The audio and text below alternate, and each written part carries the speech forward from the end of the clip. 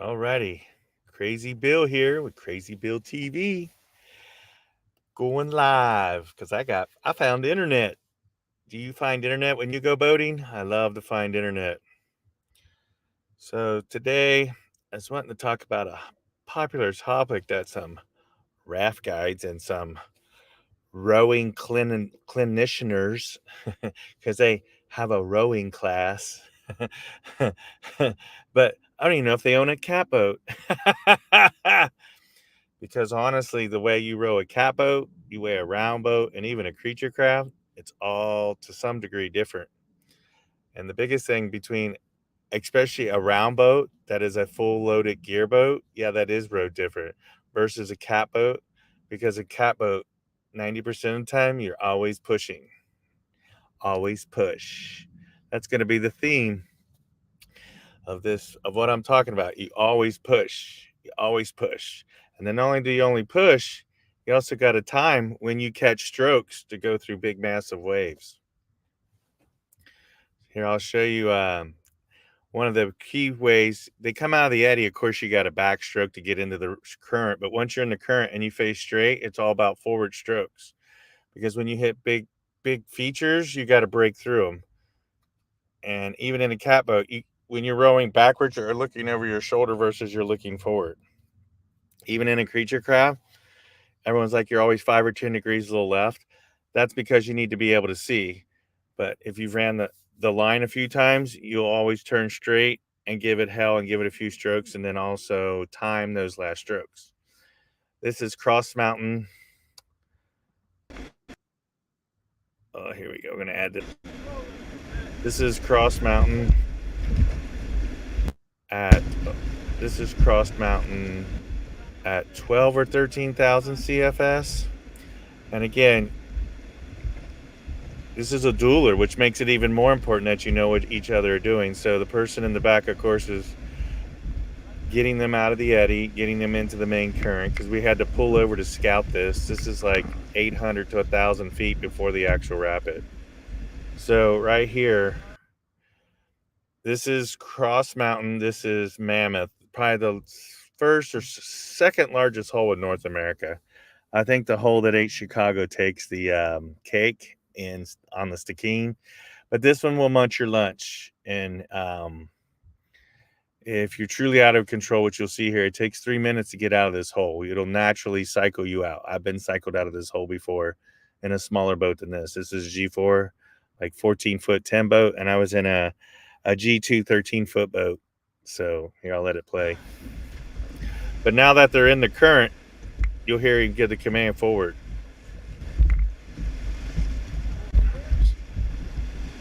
See, they're rowing forward. This is always pushing. That's called pushing. Notice this is pushing forward, pushing, pushing, pushing, pushing.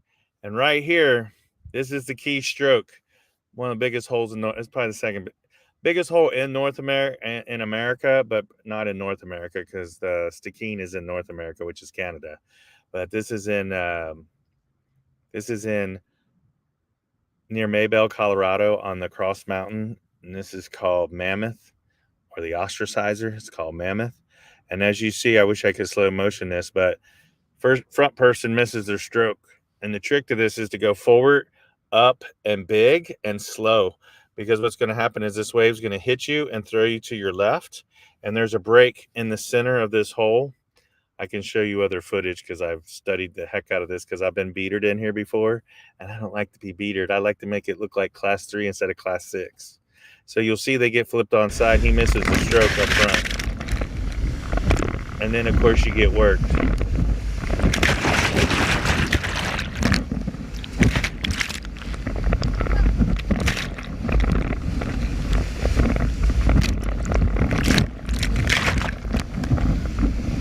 They actually get a bag thrown to them, but it don't do no good. I've slowed it down once before, and you'll see it. This is called hole training with creature craft. If you've never been on Mammoth before, this is the ultimate true hole training run. They're seatbelted in here too, because It would be gnarly to swim in this canyon at 12,000 CFS. It's real unforgiving.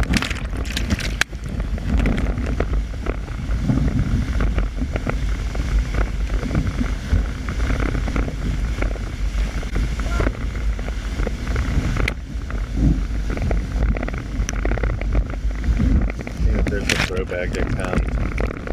I thought there was at one point.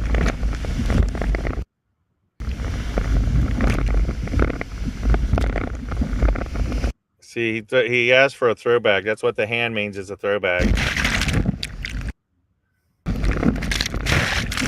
See if I can catch it in here.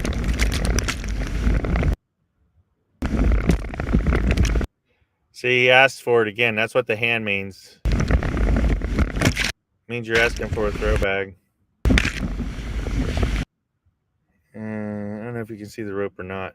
It's only for a second, but that's what it means when you put your hand up like that.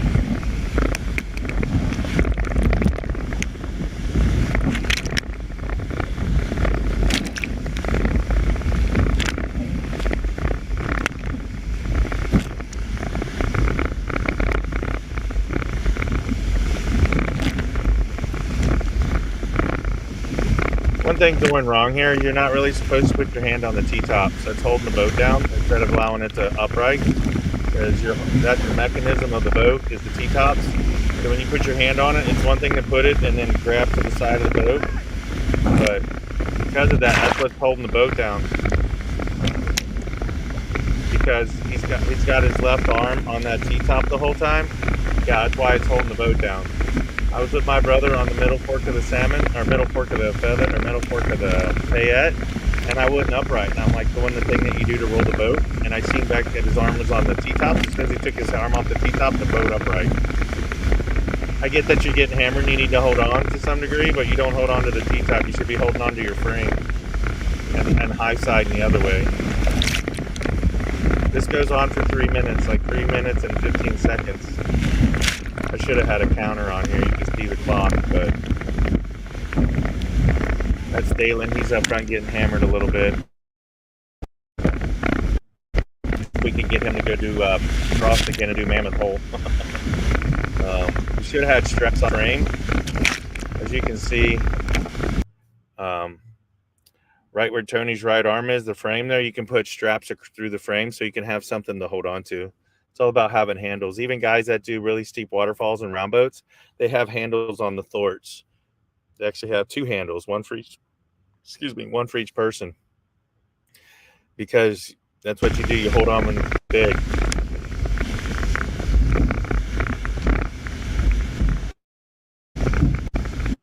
I think this was like 12.1 or 13.1. It was within 1,000 CFS, so it was either 12,000 or 13,000, which is big. Okay, so they got out. What you'll see here is they're standing on that rock on River right there. That's the Mammoth Rock that you see from a distance when they pulled out of the eddy. At over 14.5, you can't get across here because this now turns into a waterfall on River Right, which it looks, as you're looking at it, it is actually it's River Left. I'm sorry. As you look at it, it's from your right. It's on the right side of the screen, but it would be River Left. So River Left at 14.5, you can't get to that rock that they're standing on to be able to throw a rope, which is pretty crazy. See that whole right side there, or the whole side of Mammoth, all those rocks right there, all those big rocks right over here in that picture over there, that all becomes a 14-foot waterfall over 14,500 CFS. We've been in there 2 or 3 days when it was over 19,000. It had peaked at 22,000 CFS, which was on like Donkey Kong. We didn't even, because that hole they just ran, it frosts over and aerates, and you can't see anything. It's insanely huge. And you have to run River Left, which becomes a 14-foot waterfall. And the time we went to go run it, we had to get a log out of the way because there was a log jammed in that left side of the river there, right side of your screen where those rocks are. Again, that's called River Left, but it's right on your screen. It's kind of crazy because when you talk river direction, it's always as looking down river left and river right. Even if you look back up, you got to remember that you're flipped. So sometimes, if you can't can't really talk to people, you do pointing. You point to positivity is what you normally do when you're in a boat or when you have someone swimming in the river. This section of river at 12 or 30, you don't want to be swimming any of this, none of it. They made it out. Again, that's Mammoth. You can see that there's the water coming through on river left there, left of that rock, the Mammoth rocks there. High water, big rock there becomes a waterfall.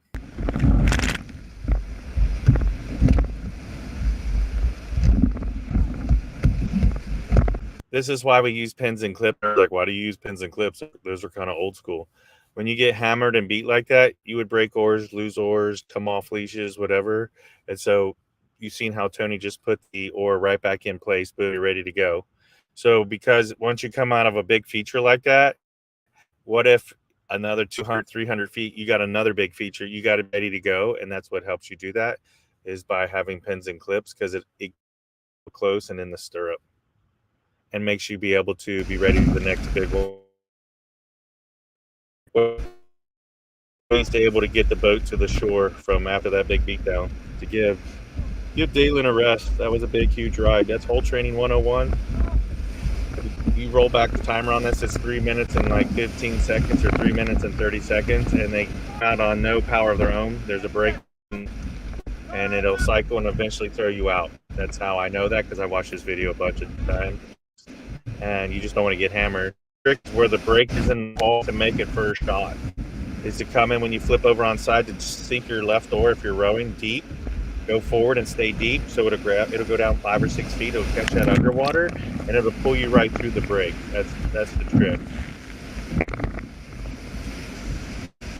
That's the trick because it'll flip you over on your left side. You want to go slow and big with your oars, so your left oar goes deep, and that's all aerated water in there because it's a big monster hole. And so when you do that, it catches the water and it'll pull you through. And because of that, that makes it before. And I remember Todd and Darren were standing on the rock, and Todd had never done it, and I was the first one through it, like 12 or 13,000, in the smallest boat ever, which was a 12.8 old school Aguamala, the rainbow boat, which is Mike Jones's boat. And I went through and I made it look like class 3. Went right through. I went on side. I sunk my oar. I went up high with my oars. When I went flipped over, I kept my left oar there, and it went 6 feet deep. And that water braked in the hole to the right, and the boat uprighted, and I kept rowing like it was nothing. And normally with a cat boat, if you flip over, because I only flipped on side. I don't even know if I fully went on side. I don't even know if my tops touched. I don't know if I have the film still because I've lost a hard drive. But the thing is that I either did or I didn't. It doesn't matter. The thing is that when I came through, within 3 to 5 seconds, boom, my boat was back down and I was upright. Because with cat boating, the rule is 45 seconds when you flip to be able to get to your boat, pull it over, flip it back upright, get in the seat, and get back on the oars. It's called the 45-second rule. That's the beauty of creature craft. You shorten that 45-second rule down to 2 seconds to about 15 seconds, maybe sometimes 20. If you're in a G2 and you can't get it to roll up right away, I've gone 30 or 40 seconds riding on side till you hit a feature, and it'll help you rewrite. Or you can get to a spot where you can unseatbelt and then right the boat, which that's only done in a G2. In a G4, you should never unseatbelt unless it calls for it, which is 98% of the time usually is a no. So, but yeah, so that was that. Now I want to show you, I'm going to add this here. This is Mother Lode Falls. And again, like, I'm just going to try these out. And again, this situation, I didn't want to portage.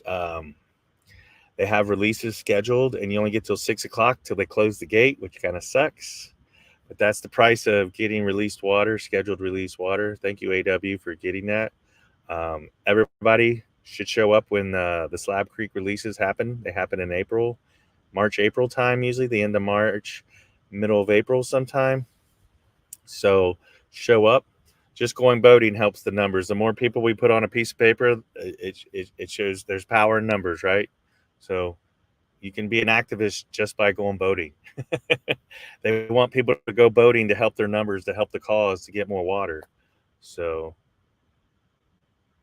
so yeah, here again. Hold on, I got to bring this up. So here again, like I didn't want to portage.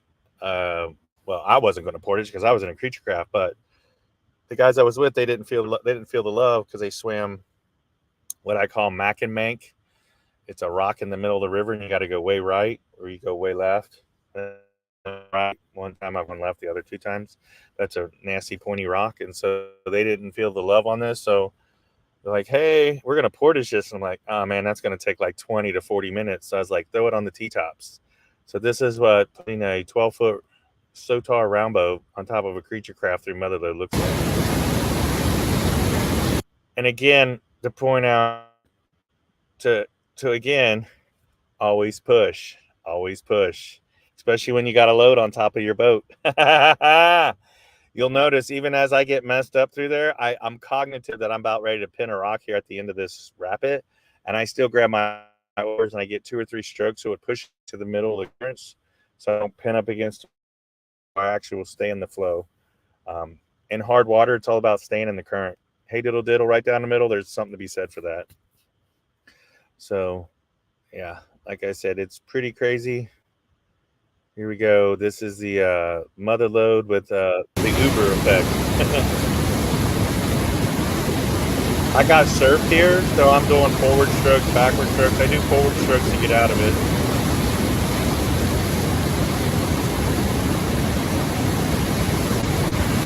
See, I even got out of it. Now I'm going forward. You'll see that. Look at there. I'm pushing. Always be pushing. I'm still pushing forward. I'm not rowing backwards. I'm trying to get to the river right, actually.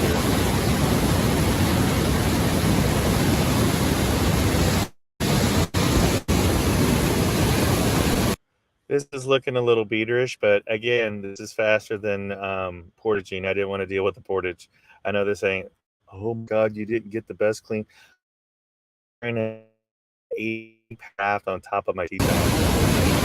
And I didn't take the time either to top off either, which it was late in the day. Again, you only get till 6 p.m. to get to the put-in gate, which is crazy. You'll see here, I got my hand on the T-tops because I know I'm going to hit this hole in somewhat upright, so I'm going to try and take the tops with me to get this upright. So I was able to get it upright. I'm flat again, although I go back over outside a little more. But see, even through that, I still held it. I was strong arming it because I didn't want to flip on side because I wanted to definitely make it through this rapid.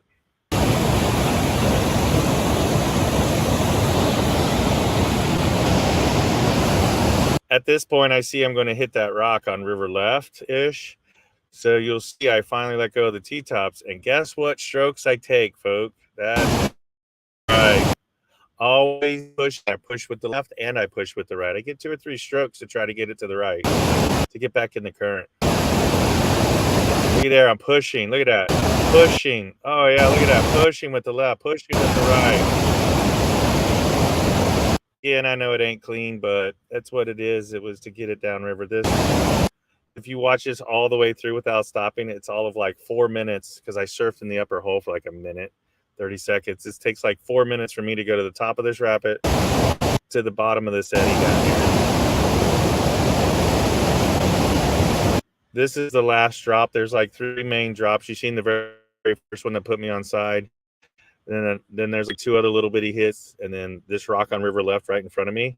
That's kind of a hit, but then I'm getting ready to do that's one of the bigger. The very first drop and the last drop are actually the most distinct in height, and you got to be cognizant of it. But it's super friendly. This last drop is super friendly. Up whatever, you can see that there's a total pond afterwards that you can recover in. And you can see like the water is shooting me river right into the eddy.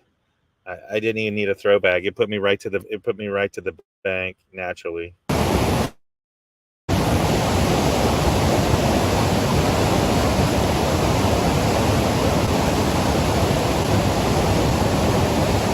Again, Always push, always push, always push. Now again, if you're a raft guide and you're towing the pig, I get that you got to pull because there's so many, it's a pig. I've been on gear boats, and yes, you're stronger pulling instead of pushing. So again, depends on what you're boating. So when someone's like, "Oh, you always do this or you always do that," yes and no, it's not truly true. It depends on the boat you're in. Most cat boating is done 90% of the time forward. Probably 95% of the time is done forward. The only stroke they do that ain't really backwards is just to straighten themselves up. Is to face the wave and then push forward. And then sometimes they don't do real big strokes either. Sometimes they're using those oars, especially on cat boats. They're using them as cantilevers or like a runner. You know how some of the canoeing boats had runner on the side of them?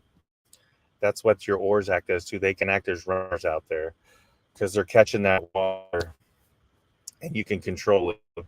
So when you hit something, you can push and it'll just push you right through the hole. So again, this is Bill Guyman with Crazy Bill TV talking about always push. Remember, always push. Always push. Always push. See, I'm trying in live stream. Here we go. Ready? Always push.